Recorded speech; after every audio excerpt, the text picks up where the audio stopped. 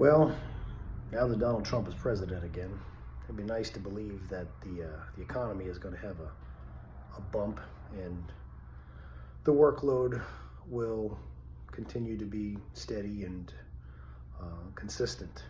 But traditionally, it's not the way the economy generally rolls, especially in construction.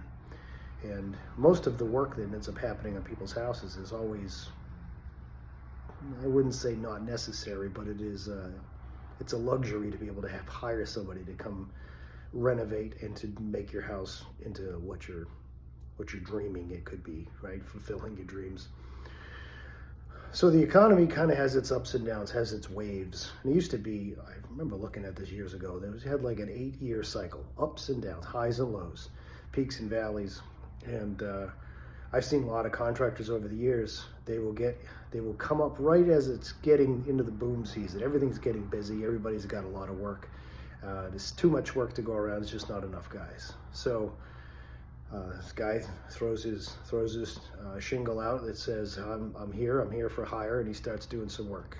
And then he gets, maybe he can communicate well with customers, or maybe he presents well, or maybe he's got good connections and has a lot of work coming in.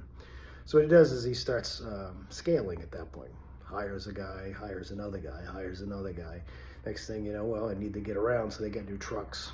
And then you see him pulling a brand new excavator and a brand new trailer behind his truck, and he's rolling down the road. He's living big, he's living large.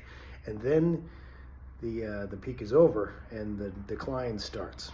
And he's only been in business three years at this point, 3 or 4 years, and now the crash is coming, or at least the recession, whether they call it a recession or not. And he ends up losing everything.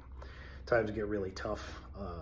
It's usually that first crash which weeds out a lot of the contractors who really aren't in it for the long haul, really don't have the stomach to be able to make it through the harder times. You can be a great carpenter, you can build fantastic things, and you could be in high demand. You could be very well liked by people, but inevitably there's going to be things that happen that are going to test your resolve, and you're going to see that if you're going to stick it out or not. Are you going to be able to ride through the hard times when there's no work, and you got to figure out how to do advertising and marketing and try to make some cold calls and try to reach out to other contractors and see if you can have a relationship where they can kind of pass you off any work that they don't have time to do. There's a lot of things that have to be done in order to survive the hard times, especially that first initial decline. And I've always been very careful to not over leverage myself, to be in a place where when it does happen, I'm going to just be at risk of losing everything. And that's the advice I always try to give to young contractors who are doing it, is that figure out how you operate well and just do that. Do that for a long time. Don't even think about doing anything else. Just try to get really good at doing what you do.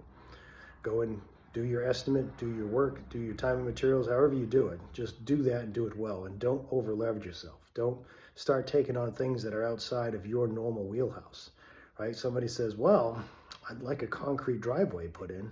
And you think, I know how to mix concrete. And, next thing you know, you're buying equipment and skid steer, and you're doing it. You're never going to make any money doing that. It's going to take a long time to figure it out. And the payments on that machine are going to come due long before you ever figure it out, unless you have the resilience to be able to make it through. So resilience is important, but not over leveraging yourself, because when the times get tough, it's a hell of a lot easier to make it through when you don't have a $1,500 truck payment and $5,000 worth of equipment payments that you have to make for dump trucks and skid steers and excavators and all that stuff. So it's better to keep yourself in a position where you don't have to be killing yourself to be able to make a living in the hard times. And even when the boom times come, I would say that it's a good piece of advice, I think, to not jump at every carrot that's dangled for you. Don't take every job just because it's there. Be selective, pick the ones that fit you the best, that you can maximize your profits, and then just master the systems. Only until you've mastered the systems you should master your systems before you can consider expanding and scaling and doing more. But we'll see. We'll see what happens this year. We'll see if the economy moves in the right direction. There's a lot of things that could happen that could really drastically change the workload. I know here in Western Massachusetts, when COVID happened, a lot of people from New York City packed their bags and bought houses out here. Sight unseen, over asking price, and then they started calling because they wanted work done. And of course, there was just not enough contractors for that many people that flooded out here. And the economy does a lot to the industry, but if you are doing things, if you're running your business effectively, you're operating in the way that you can handle, that you can manage, and you're not over leveraging yourself. You're not putting yourself out there taking on too much work.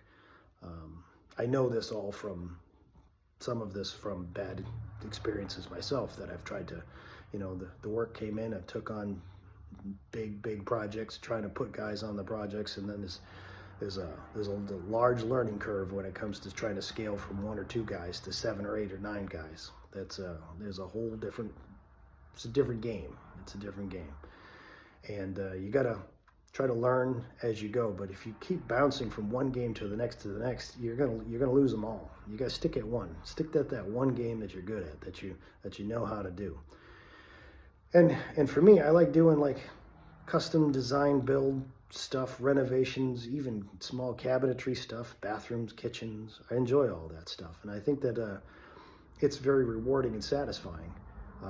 Bigger house remodels are fun, but I ain't getting into something that's going to be way outside my wheelhouse, because I've seen it too many times. You take on something that you're not comfortable doing, and it takes way longer than it would somebody who is more specialized in that, and then it ends up costing you way more money, and you lose your shirt at the end of the day, and you didn't get much satisfaction at the end of the job. So we'll see what this year brings. I'm hoping that it's going to be well, but if not, I'm just going to stay right where I'm at. Keep doing what I'm doing. Keep on keeping on. See ya.